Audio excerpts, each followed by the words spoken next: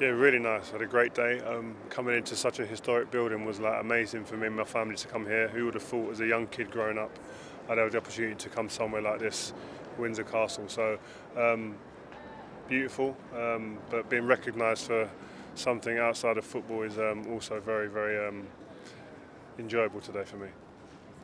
The fact that Aston Villa beat Man United at the weekend was a talking point, but also just about families, how the kids are doing.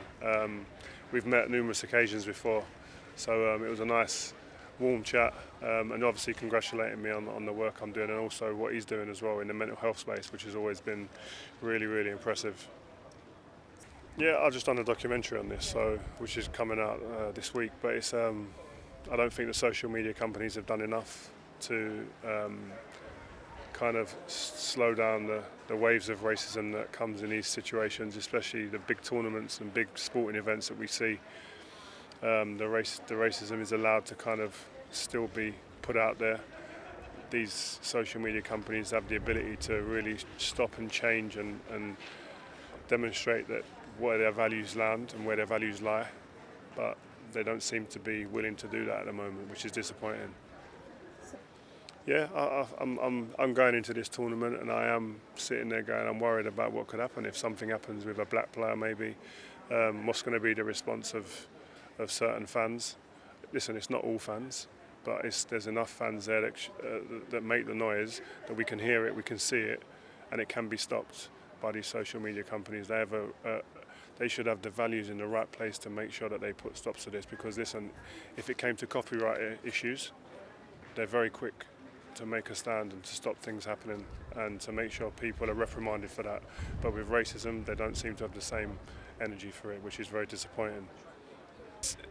It's not too hard to see. I was awarded this for services to equality and human rights, and the Prince and the Princess are, I know, particularly concerned about many of the issues that we're interested in, women's rights, the issues of equality and so on. And in fact, I don't think it's giving away any secrets to say that he asked me whether I thought we as a nation are doing as well as we ought to be.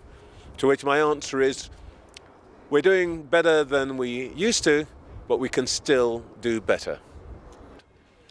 The question I think that the industry's got to confront is whether people who don't come from a white, middle-class graduate, preferably Oxbridge background, actually get to be decision makers in our industry.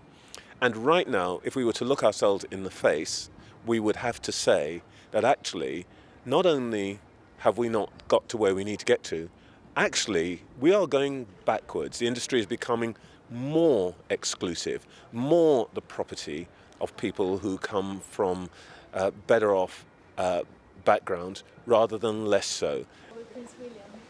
Yeah, I mean, it started off, one of my teammates had received his award previous to me, so we're talking about being part of a team and my previous employment as a firefighter and why I got into sport in the first place.